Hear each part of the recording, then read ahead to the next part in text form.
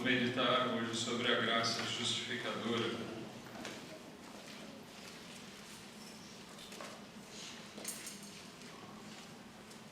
A graça justificadora de Deus. Romanos capítulo 3.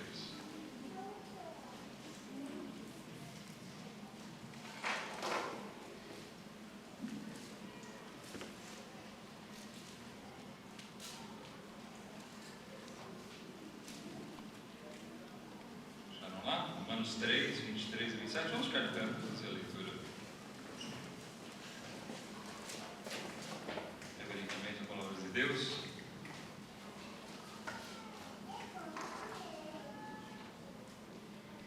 Diz assim a palavra de Deus aqui: porque todos pecaram e destituídos estão da glória de Deus, sendo justificados gratuitamente pela sua graça, pela redenção que há em Cristo Jesus, ao qual Deus propôs para propiciação pela fé no seu sangue, para demonstrar a sua justiça, pela remissão dos pecados dantes cometidos sob a paciência de Deus, para a demonstração da sua justiça neste tempo presente, para que ele seja justo e justificador daquele que tem fé em Jesus.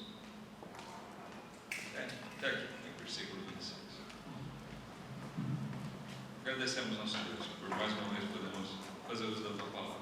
Pedimos que o Senhor abençoe a cada um de nós para nos fixarmos na tua palavra e me ajuda, Pai, para transmitir fielmente e falar somente o que é ensinado mesmo na tua palavra, que nós possamos estar aqui pela tua direção. Que o Senhor possa falar pela tua palavra hoje aos corações de cada um de nós. Em nome do Senhor Jesus, nós pedimos isso, pedimos essa direção, pedimos, Pai, que essa tua graça salvadora, justificadora, também seja para nós hoje uma graça abençoadora pela edificação dos crentes, que ela possa ser justificadora, mais uma vez sendo aplicada à vida, Pai, daqueles que porventura possam estar ouvindo e ainda sem salvação. Suplicamos isso em nome de Jesus, nosso Salvador, nosso Senhor. Amém. Podem sentar.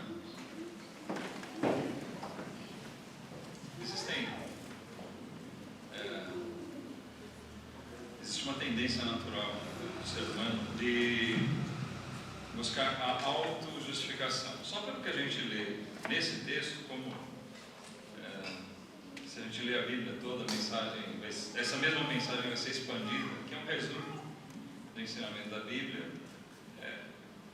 Isso é impraticável, a autojustificação, que é a tendência humana, né? É a busca de, por algum meio, nós mesmos nos justificarmos, fazendo um bem que pague uma dívida, que compense uma dívida, ou talvez uma suposta alegação de inocência. O fato é o seguinte, é que isso não existe, biblicamente falando, né? E nós cremos que a Bíblia é a palavra de Deus, e a palavra de Deus é a verdade, então, na verdade, isso não existe. Se alguém alegar alguma coisa, ou alguém pensa diferente disso, está enganado, está enganando a si mesmo, está proporcionando para si mesmo uma mentira que certamente vai te levar, né, se permanecer nisso, vai te levar à perdição, condenação eterna. As pessoas agem dessa maneira, buscando uma forma de se justificar a si mesmo, né, de cavar o seu próprio caminho, de se inocentar. E se mostra desde da criança. É bem comum, todo mundo que tem filho uma memória boa, você talvez vá lembrar que você também fez alguma coisa do gênero, né? Quando apronta alguma arte, alguma coisa errada, e os pais vão cobrar aquela alegação da criança, né? Eu não fiz nada. É engraçado, né? As coisas acontecem e às vezes tem 2, 3 ou mais crianças ali, mas ninguém fez nada.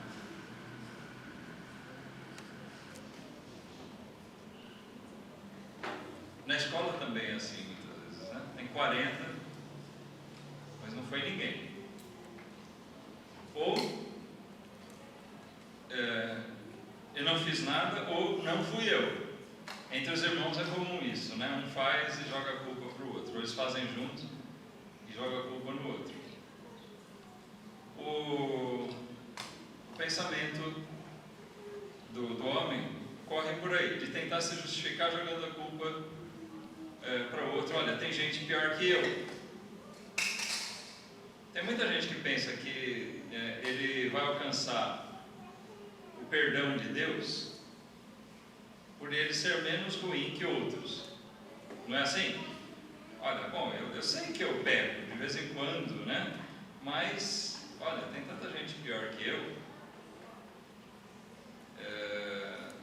Eu até que tento, né? Procuro fazer as coisas direitinho, mas Deus deve ver que eu sou melhor que fulano, que ciclano, que aquele cara lá na rua e tal coisa.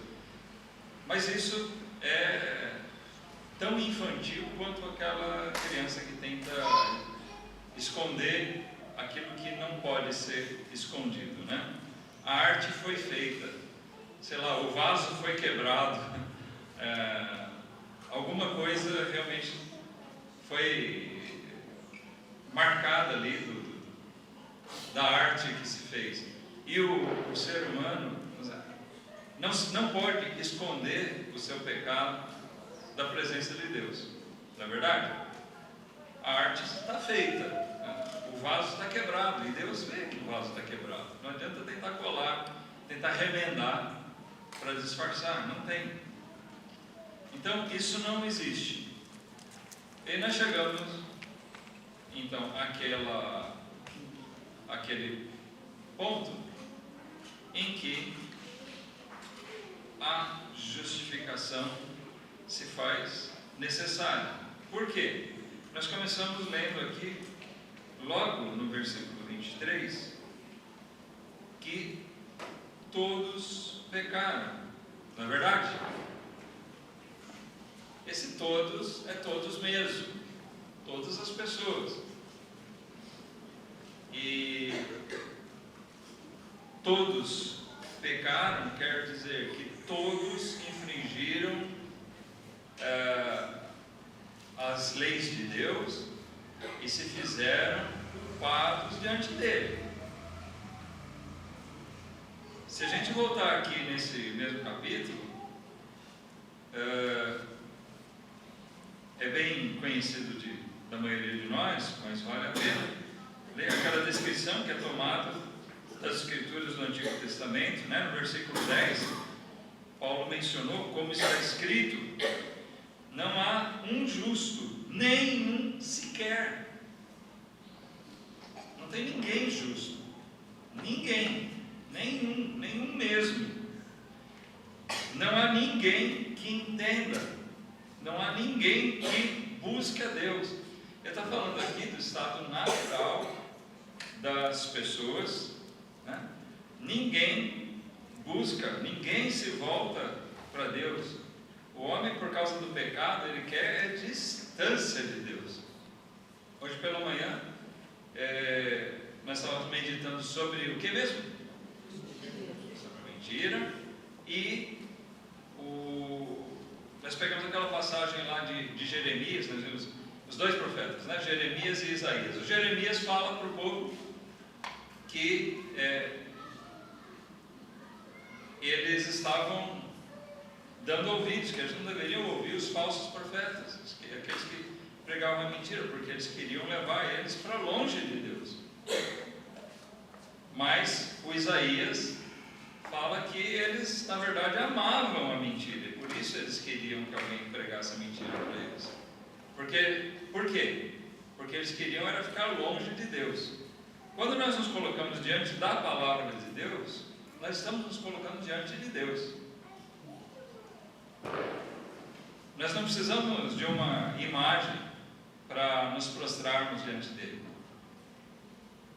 Quando a gente se coloca diante da palavra de Deus, Deus está se manifestando ali, lógico que não visivelmente, mas Ele está falando da sua justiça, e Ele está mostrando qual é o problema com a gente. E o nosso problema é o pecado, que todos se tornaram pecadores, que todos se desviaram, como diz o versículo 12 aqui, todos se extraviaram e juntamente se fizeram inúteis.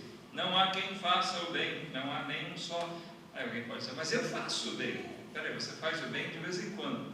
Só que você devia fazer o bem quando? Sempre. Existe alguém que faça o bem sempre? Não, né? Por que não? Porque nós nos extraviamos, nós desviamos do caminho. Bom, todos estão incluídos nesse pacote. O versículo 18 também aqui fala: não há temor de Deus diante de seus olhos. Então, os homens, né, a nossa raça, não entende Deus, não busca Deus, se extravia, ou seja, sai fora do caminho dele, se faz inútil. Por quê? O que é esse negócio de se fazer inútil? O homem foi criado num estado de perfeição e ele foi feito para a glória de Deus, para glorificar a Deus. Em pecado, o homem não glorifica a Deus, então ele se torna inútil. Se você fizer uma coisa, sei lá, pegar um exemplo, se você compra uma geladeira, a geladeira é para gelar, né? Mas se ela parar de gelar, se ela parar de funcionar, ela se torna inútil. Você pode ter ela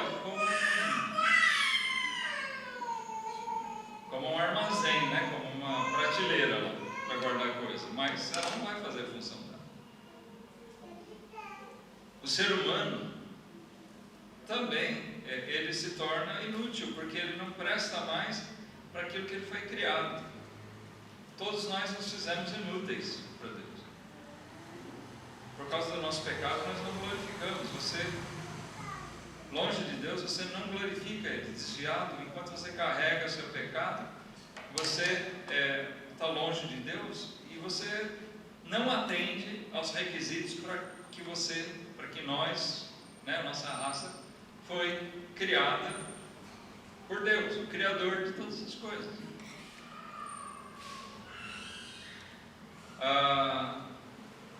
E a consequência disso é drástica, porque nós lemos aqui, nesse versículo mesmo, que todos pecaram e, em consequência disso, né, subentenda-se isso, todos pecaram e destituídos estão da glória de Deus. Essa é a consequência drástica. Algumas versões trazem, estão privados da glória de Deus. Destituído quer dizer, foi tirado. Alguém que é destituído do cargo. Ele tinha um cargo, ele é tirado. Você não pode mais ocupar esse lugar. Privado, né? Privação é uma limitação. Olha, você não pode mais chegar lá. A glória de Deus aqui de estar na presença de Deus. O homem está destituído da glória de Deus, ele não pode chegar a Ele. A oração do homem em pecado não chega a Deus, ele não agrada a Deus, ele não pode estar em adoração a Deus. Veja bem, ele pode cantar como qualquer outro. Você pode ter um salvo, né? Alguém justificado, Nós vamos falar um pouquinho melhor sobre isso daqui a pouco, mas você pode ter um justificado com uma voz fraquinha e talvez aquela voz de taquara rachada, né? E pode ter um ímpio, né? Uma pessoa sem conversão que canta magnificamente, um Pavarotti, né? Um tenor clássico. Olha, nem todo o vigor, a força, ou beleza do canto daquele ímpio vai poder chegar à presença de Deus como adoração a Ele. Deus vai ouvir aquela voz fraquinha, daquele frágil, né? Aquela voz desafinada, ruim. Aquele vai agradar a Deus. Na imperfeição dele, nas limitações todas dele, mas ele não está destituído mais da glória de Deus. Todos pecaram e destituídos, privados estão da glória de Deus. Eu não recomendo para uso diário, mas às vezes é bom a gente dar uma comparada em outras versões, até versões contemporâneas, porque elas não são traduções, tá? Essa Bíblia Viva, a Bíblia na linguagem de hoje, elas são versões, porque não é traduzido exatamente palavra por palavra. Alguém leu, dá uma interpretação, às vezes certa, às vezes errada. Então se torna meio perigoso para uso diário, porque pode causar vários desvios. Mas eu, na minha pesquisa que eu peguei na linguagem de hoje, a versão da linguagem de hoje, eu achei interessante como eles colocam lá, que esses destituídos estão da glória de Deus. Ele fala ali, afastados da presença de Deus. Transmite bem o sentido, percebe? Afastados, mas vamos dizer, aí tem uma fragilidade nessa versão, porque não é afastado só, olha, ficou um pouquinho longe, mas na hora que quiser pode voltar. Perde o sentido exato da palavra, que é privado. Sabe, quando é privado, destituído, você não pode, entendeu? Realmente não tem como, você foi afastado dali mesmo, então é um sentido forte de afastado, é tirado dali e você não tem como estar ali na presença de Deus. E quando diz isso, não só está destituído da presença de Deus, mas isso se manifesta em outros fatores, né? A coisa é mais grave, é mais drástica ainda, porque nós lemos que, como esses se tornaram inúteis, né? Como o homem se torna inútil para Deus, o que você faz com uma coisa inútil? Por favor, né? Tem gente que fala, eu guardo. Muitas vezes nós temos a tendência de guardar coisas inúteis, né? Coisas que você não vai usar nunca, e você guarda. Estão olhando para mim.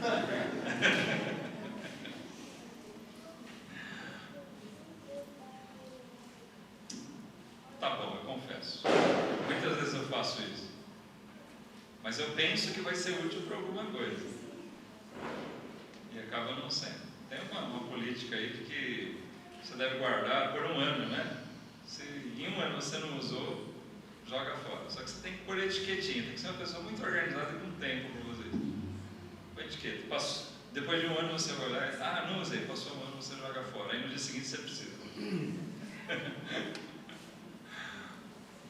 Não, mas quando uma coisa é inútil mesmo, bom, aquilo está estragado, não serve mesmo para mais nada. O que você vai fazer com aquilo?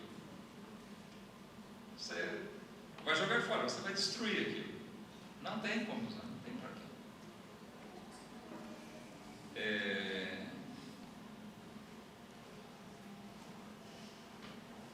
parecer duro, né? Pode parecer pesado, mas é isso que acontece. Aquilo que é inútil para Deus, uma hora vai ser totalmente destruído. Nós vivemos todos debaixo da paciência, da longanimidade de Deus. Mas nós lemos aqui mesmo em Romanos, volta um pouquinho no capítulo 1. Nós lemos lá no versículo 18 sobre a condenação do pecado. Porque do céu, ou seja, lá de Deus, né, se manifesta a ira de Deus sobre toda a impiedade e injustiça de quem? Dos homens, que detêm a verdade em injustiça. Quer dizer, mesmo tendo a verdade de Deus, os homens praticam a injustiça, o pecado. De Deus, né, do céu, se manifesta a ira de Deus sobre toda a impiedade. Deus proclama a sua ira, a sua mensagem que vem do céu é declaratória da sua ira sobre o pecado, e o pecado cometido por nós, ou seja, não é só o pecado que vai ser destruído. Não funciona muito bem aquela frase de que Deus Deus odeia o pecado e ama o pecador. O amor de Deus é fato, mas na condição de pecador, a ira de Deus está sobre ele. Deus odeia ele, sim, nesse aspecto, por causa do pecado dele. O homem se torna abominação para Deus andando no seu pecado. Ele não pode ter comunhão com Deus. Por isso ele é destituído e tirado da presença de Deus. Não pode estar na presença dele.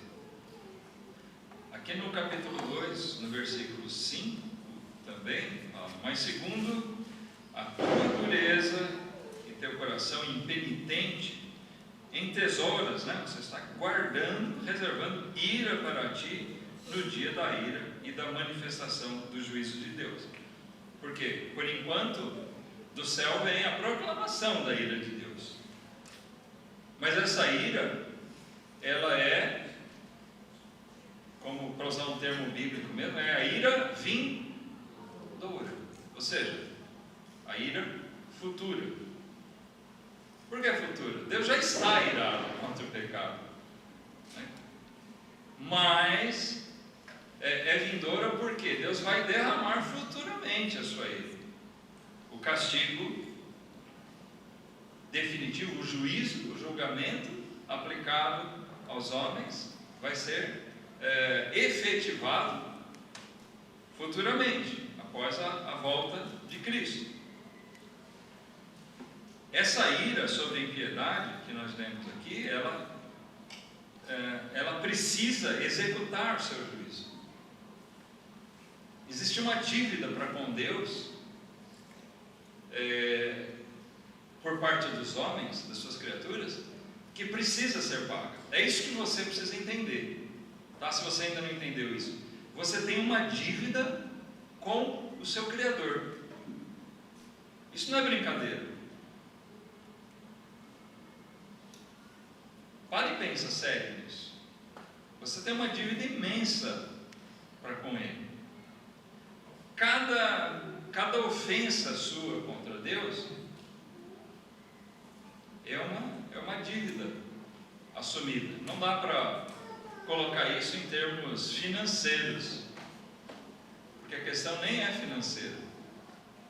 Mas o que existe é uma dívida imensa de ofensas que nós praticamos contra Deus, em pensamentos, em atitudes, em coisas que nós falamos. E essa dívida tem que ser paga, ou seja, o juízo tem que ser executado. A ira de Deus precisa ser derramada sobre o pecador. Mas a aí é que nós lemos, né, nós entramos no nosso assunto propriamente dito, a graça justificadora.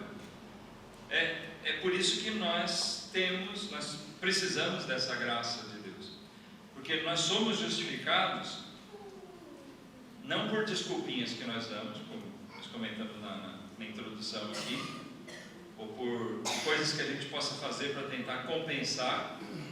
Olha, daqui por diante eu prometo ser uma pessoa melhor. Tem gente que pensa que regeneração é isso, né? Mas daqui para frente, olha Deus, daqui para frente eu prometo ser uma pessoa melhor. Eu vou ajudar as velhinhas a atravessar a rua, eu não vou mais chutar os cachorros, sei lá, ele começa a fazer um monte de coisa. Não. Por mais que você tente endireitar a sua vida agora, isso não cobre os pecados que você já fez. E outra que você vai continuar cometendo pecados. Talvez até em menor quantidade, mas vai continuar pecando. E vai estar pecando numa coisa grave, porque vai estar desprezando a oferta de Deus e tentando fazer as coisas pelo seu próprio entendimento, pelo seu próprio mérito. Porque a Bíblia é clara em nos ensinar que nós somos justificados gratuitamente pela graça em Cristo.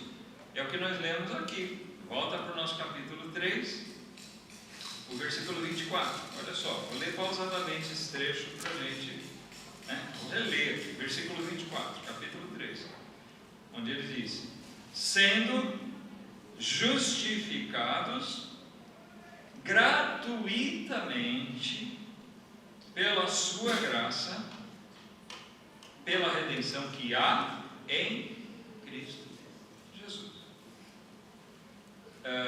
Então, nós precisamos ter bem claro, né? Você precisa ter bem claro na sua mente que o único modo de escapar à ira de Deus, o juízo de Deus, é realmente você ser justificado. E o que é ser justificado? É você ter a sua culpa, essa dívida quitada. Como nós já vimos, você não pode pagar a sua dívida. Seus pais não podem pagar a sua dívida. Sua esposa, seu marido não pode pagar a sua dívida. Seus filhos não podem pagar a sua dívida. Né? Tem gente que pensa na questão de rezar missas. Bom, é uma forma de talvez os filhos ficarem rezando missas de 7 dias, de mês, de ano e tal. É uma forma de tentar pagar a dívida. Quem sabe, rezando essas missas, a gente vai pagando as missas e Deus talvez vai tirar meu pai lá do purgatório e vai levar ele para o céu. Não. Engano como outras coisas, né? E como eu comentei agora há pouco, tem gente que pensa que regeneração é aquela proposta de mudar de vida. Não, regeneração é a operação do Espírito Santo feita no pecador. Não é a proposta nossa de reformar a nossa vida. Então tem muitas coisas que são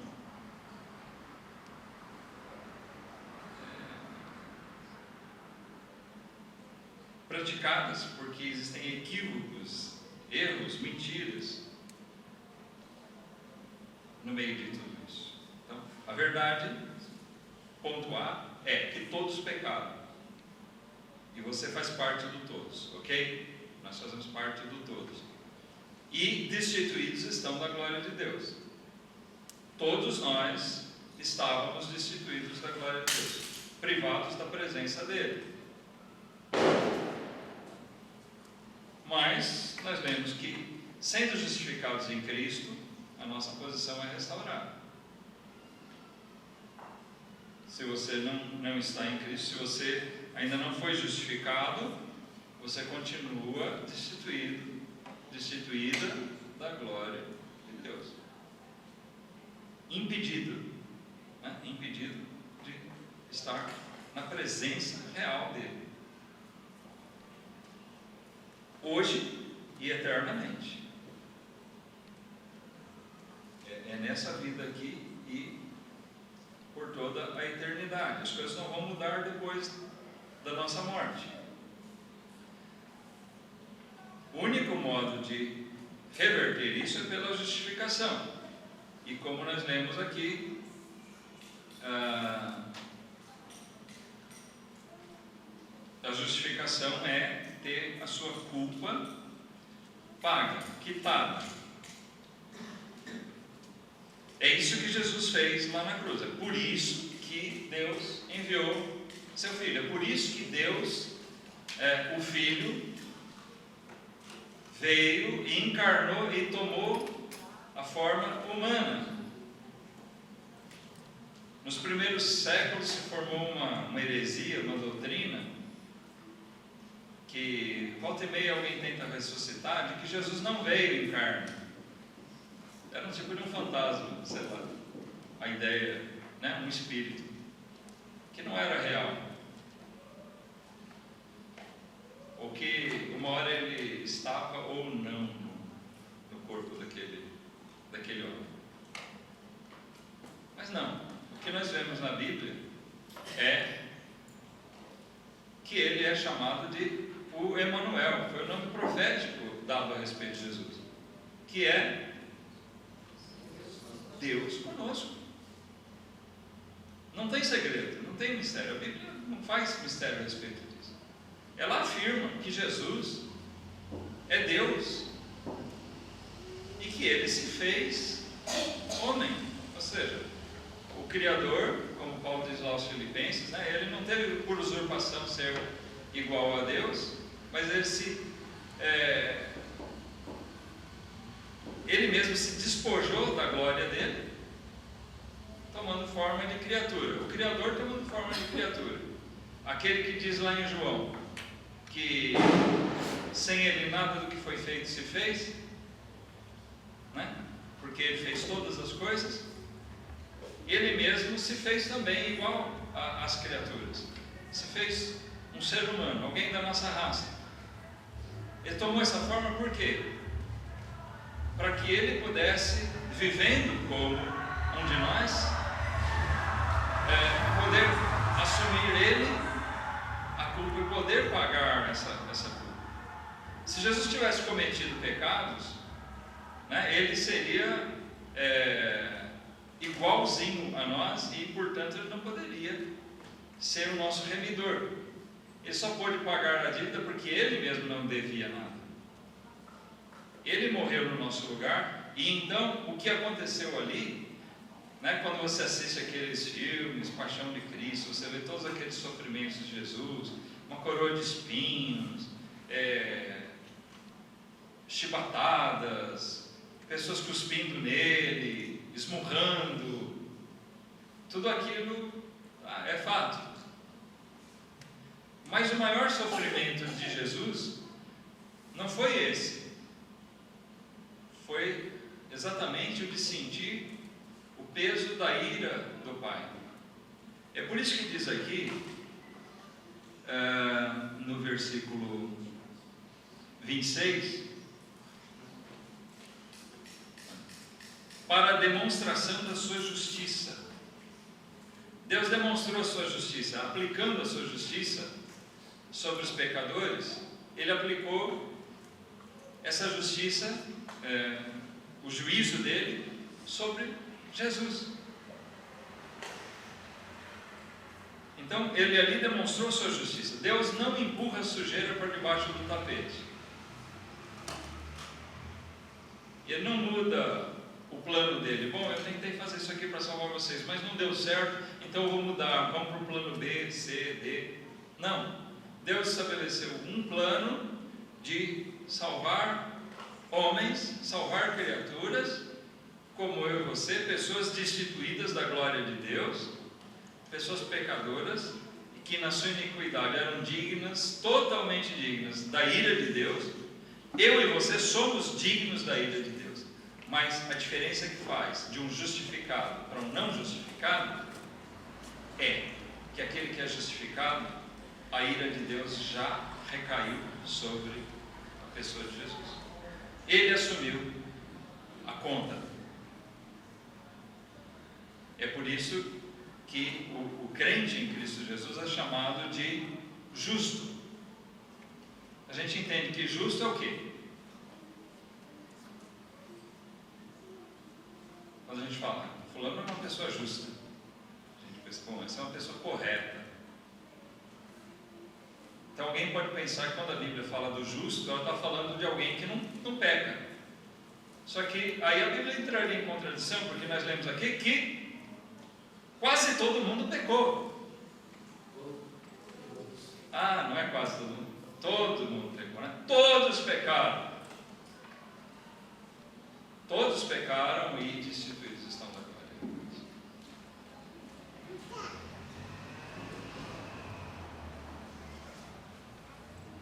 Nós vemos aqui que ele é justo, né? Então nesse versículo, para demonstração da sua justiça, nesse tempo presente, né? Enquanto, né? Nesse tempo em que o homem está vivendo aqui ainda como pecador, mas a graça de Deus foi manifestada e ele exerceu o juízo para nós tomarmos conhecimento. Nós tomamos conhecimento do juízo de Deus executado sobre Jesus na história. Está marcado, está relatado. A Bíblia está aqui afirmando isso há 2000 anos, os apóstolos e os profetas já anunciavam isso no Antigo Testamento. Mas Deus também não demonstra só a sua justiça, mas aqui nós lemos que na sequência do versículo 26, para que ele seja justo, ele continua sendo justo, e justificador. Então o que é uma pessoa justa? É aquele que faz o que é certo. Deus disse que sobre o pecado viria a condenação, e ele não mudou isso. Deus não muda, Deus é justo. As pessoas muitas vezes querem ouvir só aquele lado da pregação, de que Deus é amor. Deus de fato é amor, mas Deus também é justiça. Ele tem o perfeito equilíbrio disso. Deus é justo, mas ele é justo e aqui faz um trocadilho, né? Justificador. Ele é justo e faz pessoas injustas ficarem justas, serem declaradas justas, justificadas. Isso só é possível em Cristo. O plano do Criador é de remir as pessoas, de redimir o homem por meio de Cristo. Olha o versículo 24. Sendo justificados gratuitamente pela sua graça, pela redenção que há em Cristo Jesus. Não é pela redenção que há no batismo, na água, pela redenção que há na igreja fulana, né? Igreja tal, igreja aquilo. Não é pela redenção que há na justiça do homem, mas é pela redenção que há em Cristo Jesus, ao qual, versículo 25, ao qual Deus propôs para a propiciação pela fé no seu sangue. O que é a fé no sangue de Jesus? Quando a Bíblia fala de sangue, ela está falando figuradamente do quê?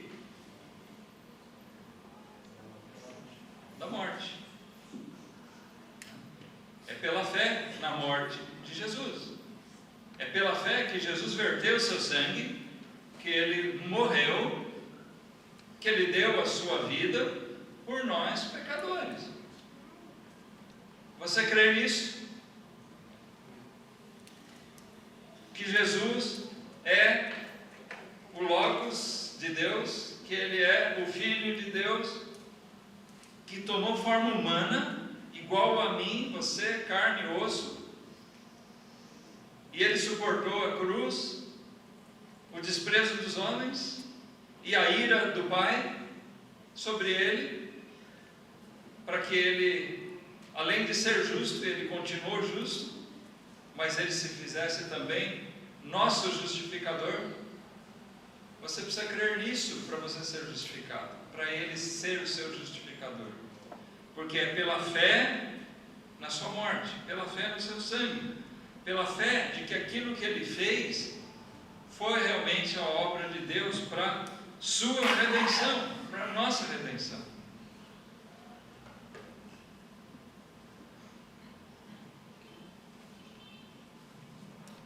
Nós vemos então aqui que a justificação se dá só e unicamente em quem? Em Cristo. Oral. Quero soprando, contralto, tenor e baixo.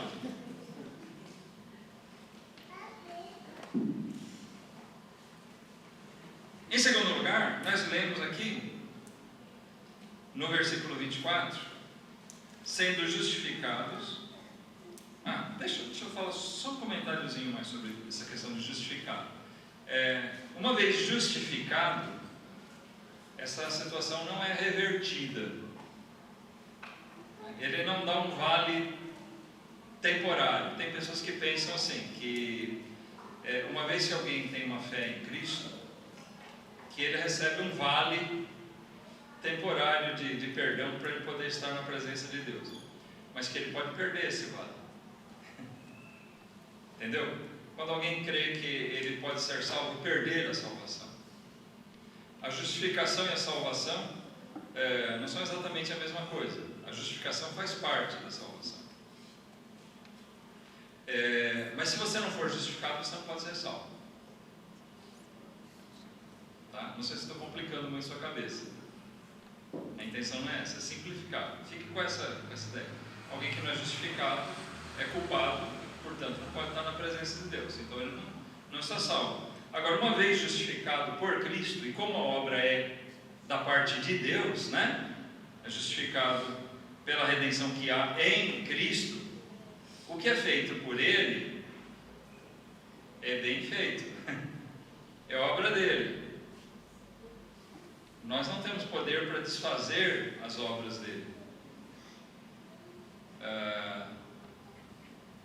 Não há ninguém, como Jesus mesmo disse, não há ninguém que possa tirar um remido verdadeiro da sua mão. Aqueles que o Pai deu a ele, ninguém pode tirar dele. Por quê? Porque uma vez que você foi justificado por Cristo, você está justificado por Ele. Alguém pode dizer, então você pode pecar à vontade, eu estou justificado. Romanos 6 fala sobre isso. Não. Se você é justificado, você foi realmente transformado. Você não só é justificado, mas você é regenerado, né? Você é transformado, você é uma nova criatura. Você não quer mais ficar no pecado. Até o fato de ser justificado é porque você sentiu o peso do pecado. Você não vai querer voltar para ele. Deus abriu o nosso entendimento para isso. Um salvo verdadeiro não vai pensar jamais em voltar para a velha vida. Amém, irmãos? Ele não vai querer voltar para o pecado. Por quê? Porque ele sabe o preço que Jesus pagou. Ele sabe a diferença do que é carregar a culpa dos seus pecados e agora viver em paz com Deus. De maneira nenhuma, né? Por N motivos, ele não vai querer voltar. Bom, assim, deixa eu passar. Uma vez justificados em Cristo, justificados sempre, mas isso também é gratuito. Olha, versículo 24: sendo justificados gratuitamente. Aqui, apesar das palavras serem diferentes, gratuitamente, pela sua graça, no português fica parecido, né? Quando a gente fala, tal coisa é gratuita, e dizer, tal coisa é de graça, é sinônimo, é a mesma coisa. Aqui as palavras são diferentes no grego. Tá?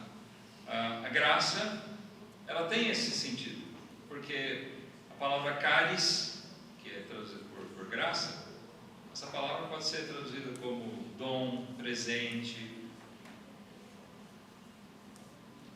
ou graça.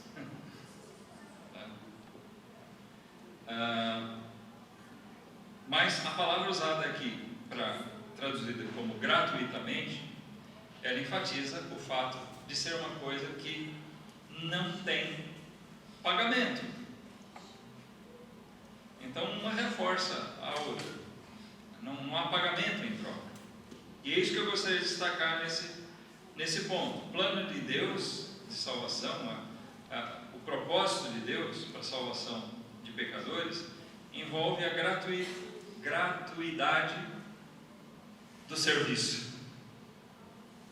Não há nada que nós possamos ou precisemos fazer para pagar. É sem qualquer orgulho, né, sem motivos de orgulho ou sem qualquer mérito. Lá em Efésios 2, 8 e 9, fala que nós somos salvos pela graça, mediante a fé.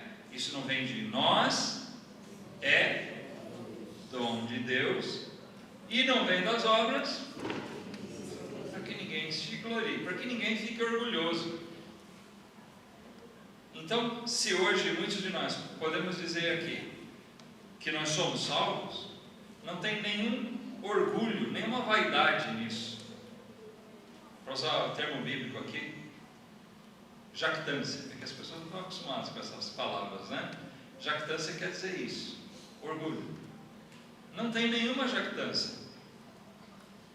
Se nós podemos dizer que nós somos salvos, não é porque nós somos melhores do que você ou do que as pessoas lá na rua. Não, pelo contrário. É porque um dia nós percebemos o quanto nós éramos ruins e somos ruins. Não é verdade, irmãos? Mas porque nós entendemos isso, Deus abriu o nosso entendimento para perceber que nós precisávamos ser justificados. E que só tinha um jeito, que a Bíblia nos mostra. Por Cristo. E é por isso que nós fomos levados a nos agarrarmos a Ele, a mensagem da cruz. Nos apegarmos a Cristo. Ele é a nossa única esperança. Se não for Cristo, não tem outra. Não existe.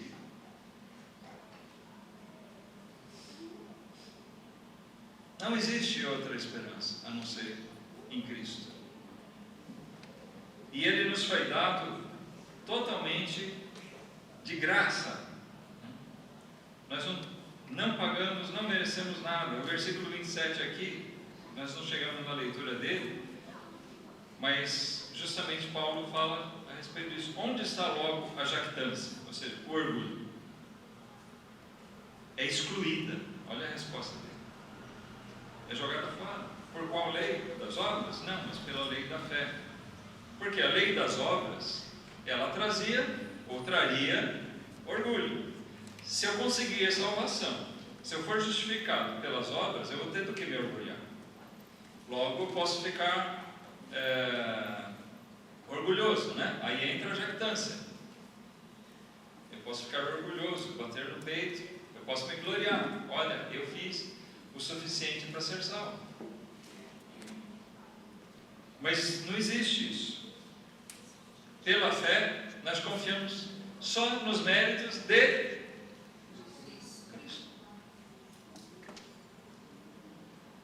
E é só nisso que você pode se apegar.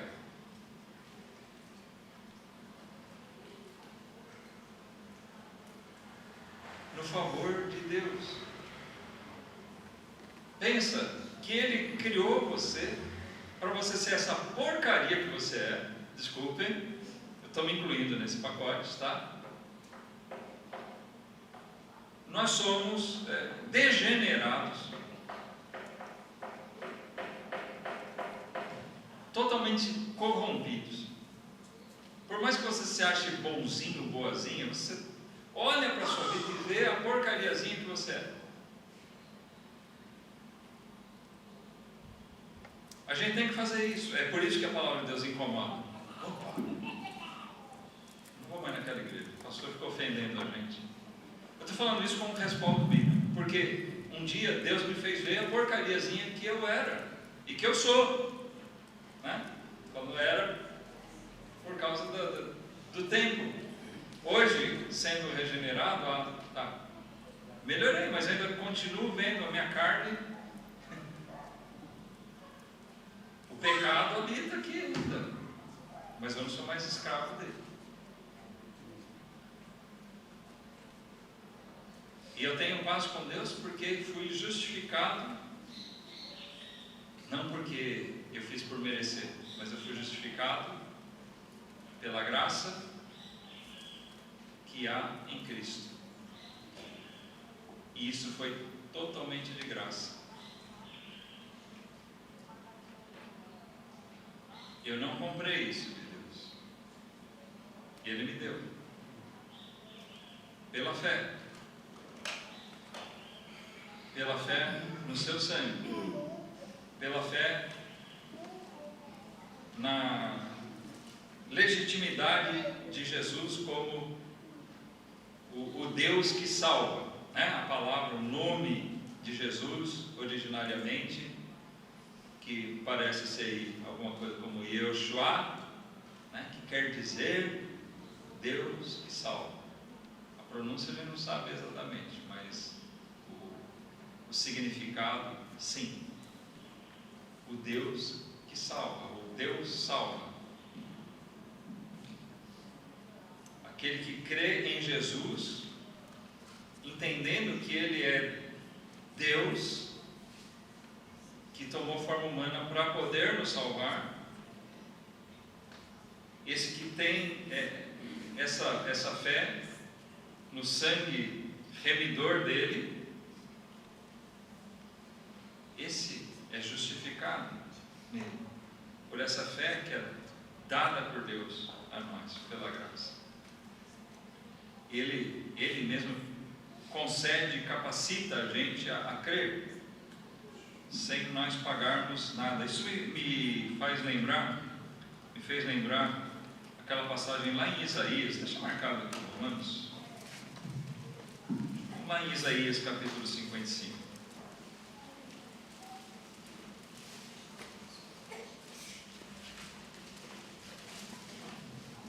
Olha, lá atrás, né, na lei, no Velho Testamento, onde muita gente pensa que Deus estava propondo uma salvação por obras, e não era nada disso, que se tivesse que pagar. O que nós vemos aqui, lá no Velho Testamento, o profeta Isaías, é graça pura.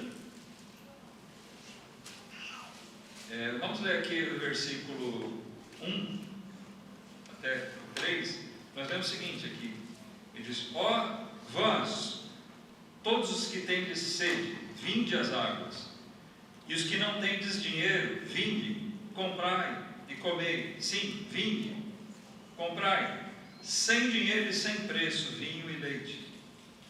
Por que gastais dinheiro naquilo que não é pão, e o produto do vosso trabalho naquilo que não pode satisfazer? Ouvi-me atentamente e comei o que é bom, e a vossa alma se deleite com a gordura. Inclinai os vossos ouvidos e vinde a mim. Ouvi, e a vossa alma viverá, porque convosco farei uma aliança perpétua, dando-vos as firmes beneficências de Davi. O que Isaías está dizendo aqui? Olha, aqueles que têm sede, aqueles que têm fome, venham, de graça, tomem, porque o dom de Deus é gratuito. Amém? É gratuito. Gratuitamente nós lemos aqui em Romanos. Somos justificados gratuitamente. Jesus nos foi dado gratuitamente. Vinde comprar sem dinheiro, sem preço. Por que você gasta o seu dinheiro naquilo que não é pão? O que quer dizer isso? Por que você está se voltando para as coisas que são supérfluas? Vamos supor o seguinte: você tem muito pouco dinheiro. Você tem que optar entre comprar comida e comprar uma camisa ou um sapato. Qual a sua opção?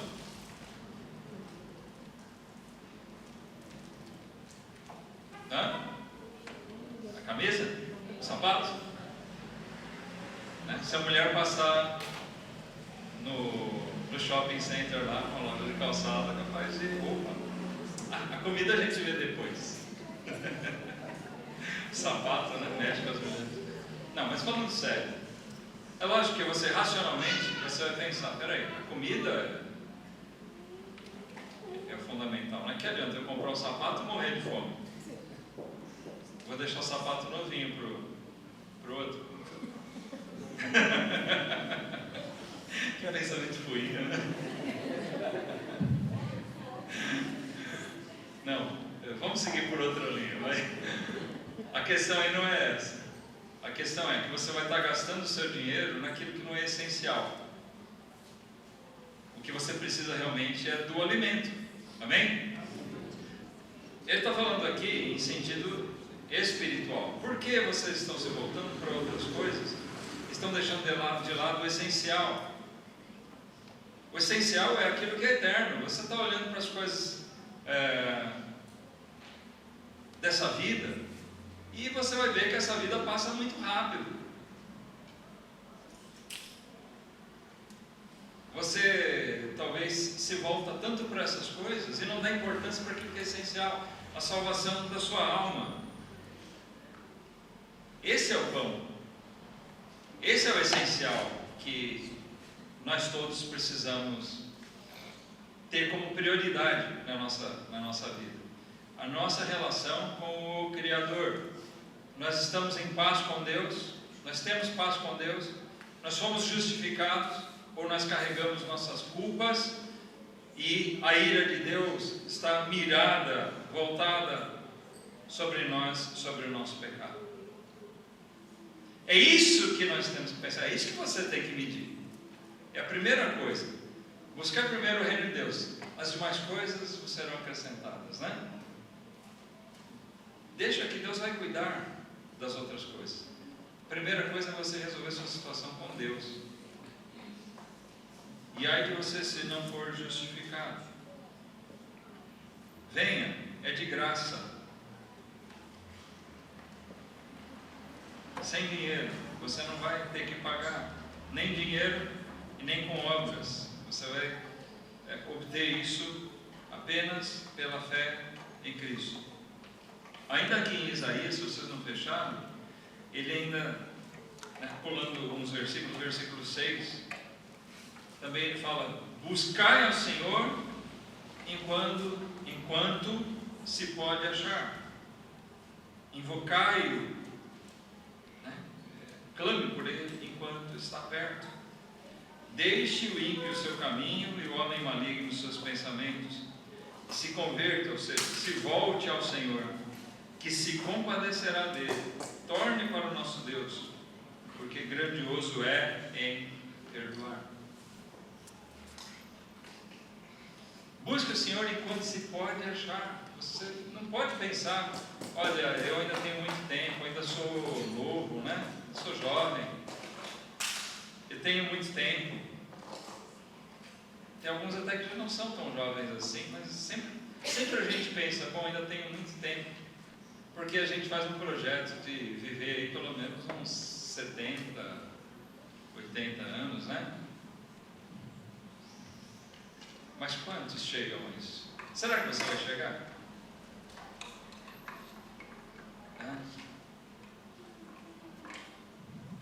Não dá para ele saber. Na verdade, jovens, olha aqui. Será que vocês chegam aos 50?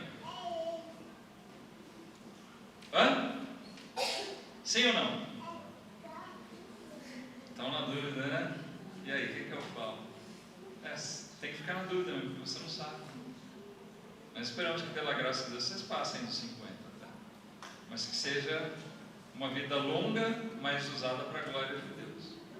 Senão não vai adiantar nada você viver 30, 20, 30, 50, 100 e ao final seu corpo vai para o cemitério lá, igualzinho muita gente que você já viu, e seu espírito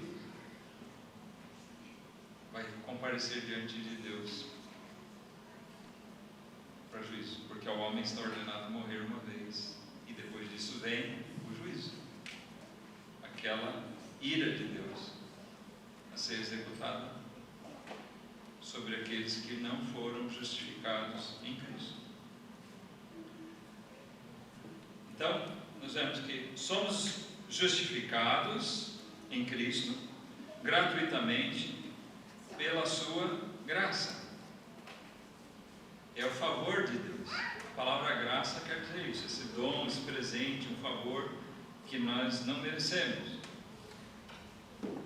Deus nos deu seu Filho, né? João 3,16 fala que Deus amou o mundo de tal maneira que deu seu Filho unigênito para que todo aquele que nele crê não pereça, mas tenha a vida eterna. Mas é para aquele que crê, para que ele não pereça.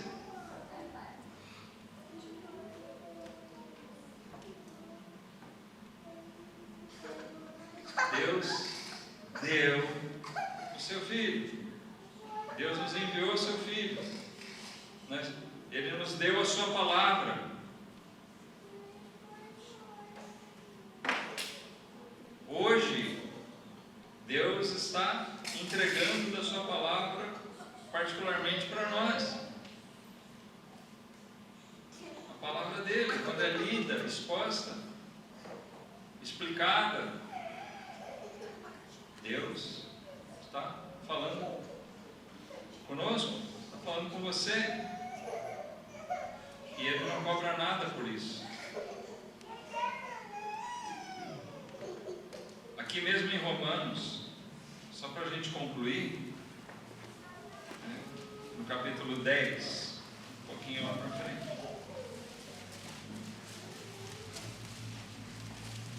Capítulo 10, versículo 3.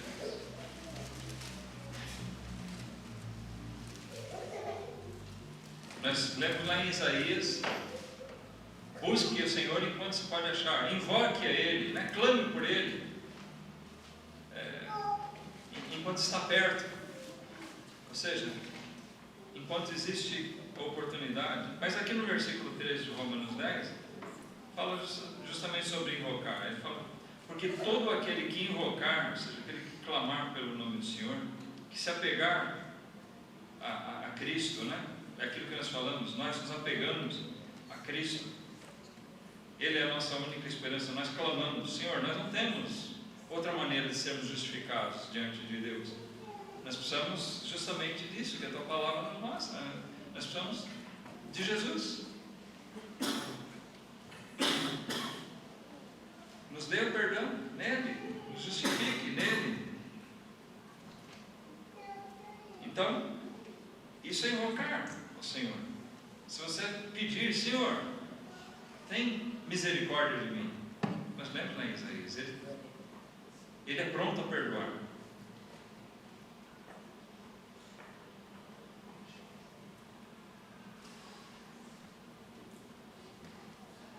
Todo aquele que invocar o nome do Senhor será salvo, será perdoado, justificado para que ele seja salvo. Como, pois, invocarão aquele em quem não crê? Você precisa invocar, clamar por Cristo. Mas para clamar por Cristo, você precisa crer nele. E ele segue perguntando: como crerão naquele de quem não ouviram? Para você crer em Jesus, você precisa ouvir dele. E hoje você está ouvindo sobre ele. Os justos aqui, né, os justificados aqui, um dia creram, né, um dia clamaram por Jesus porque creram. E creram por quê? Porque ouviram. E como ouvirão se não há quem pregue? Olha, é para isso que a igreja está aí, para pregar a palavra, para pregar o Evangelho. Hoje, Cristo está sendo pregado. Como pregarão se não forem enviados? Como está escrito: quão formosos os pés dos que anunciam o Evangelho da paz, ou de paz. Que paz é essa? A paz com Deus, né?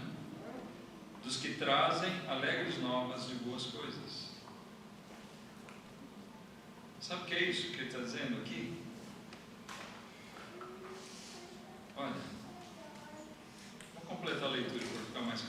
16:17. Mas nem todos têm obedecido ao Evangelho, pois Isaías disse: Senhor, quem creu na nossa pregação? De sorte que a fé é pelo ouvir e o ouvir pela palavra de Deus. Olha, a palavra é de Deus. Se a palavra é de Deus e está entregue para nós, é porque Ele nos deu dela também. Os pregadores são enviados por Deus, né? Pergunta aqui, como vão ouvir se não há quem pregue? É por isso que Jesus enviou a sua igreja. Ide, pregai o Evangelho. Por quê? O ide é por todo mundo. Porque todos os homens pecaram, destituídos estão da glória de Deus. Todos precisam da graça de Deus. Você precisa entender isso. Você está destituído. Se você não foi justificado em Cristo, se você não creu em Cristo, em Jesus como seu Senhor, como seu Salvador ainda, você permanece destituído da glória de Deus, a parte separado dele, e é alvo da ira dele, mesmo. Eu tenho que te dizer claramente, se você partir dessa vida agora, sem Cristo, você vai para a condenação eterna, e isso é irreversível, e com isso não se brinca. É por isso que Isaías diz: busque o Senhor hoje, busque enquanto há tempo, clame por Ele, invoque enquanto se pode achar, porque amanhã você não sabe, porque você precisa da graça de Deus, você precisa do favor de Deus. Todos precisam da graça dele para serem restituídos à glória de Deus, para você poder estar naquela condição que o homem tinha no princípio, né? Adão, de poder estar na presença dele, de poder ter paz com Deus, ter comunhão com Ele. Se você não crer nisso, você pode ter certeza de uma coisa: você tem que se tornar um ateu, né? Um ateu, uma ateia, porque não vai adiantar nada você acreditar que Deus existe, ou que existe alguma forma de Deus, se você não tem relação com Ele, se você não tem paz com Ele. E a palavra de Deus é clara em dizer que o único meio de nós termos paz com Ele é por Cristo. É por isso que Ele não impõe a nós uma barreira. É um dom gratuito de Deus. A barreira que separa a gente de Deus, não é vinda de Deus. A barreira que separa a gente de Deus, sabe o que é? É o nosso próprio pecado, o nosso próprio orgulho. Se você pensa no seu íntimo: eu não preciso disso, eu não preciso do Evangelho, eu não estou nem aí que Jesus, não sei se Jesus existiu mesmo, se Ele morreu na cruz lá, não estou nem aí, que eu quero viver minha vida. Você está desprezando a Deus e desprezando o dom gratuito dele, e isso vai pesar, né, ainda mais, porque você ignorou deliberadamente. O seu pecado, a sua teimosia é que faz com que você se mantenha à parte de Deus. Deus não tem culpa disso, de nós sermos pecadores. Não adianta você querer culpar ninguém, nem seus pais, seus parentes, seus amigos, culpar a igreja. Tem muita gente que fica olhando defeitos dos crentes, que está assim, né? E acham isso como um pé para dizer: eu não. Para ser igual os crentes aí, você não tem que olhar para a vida dos outros, você tem que olhar para a sua vida diante de Deus. Você tem que ver que você, como criatura, está separado, privado de Deus, que você precisa da graça dele, crendo em Cristo Jesus. clamando pelo favor dele. Implora, quanto antes, implora hoje mesmo: Senhor, tem misericórdia de mim. Muda meu entendimento. Me dá essa fé. Me faz compreender suas verdades. Me faz crer. Me dá a paz por meio de Cristo. Me dá a paz, me dá a certeza dessa paz com o Senhor. Me faz sentir que, eu tenho a certeza de que os meus pecados já não estão mais sobre as minhas costas, mas que Jesus já tomou isso de mim.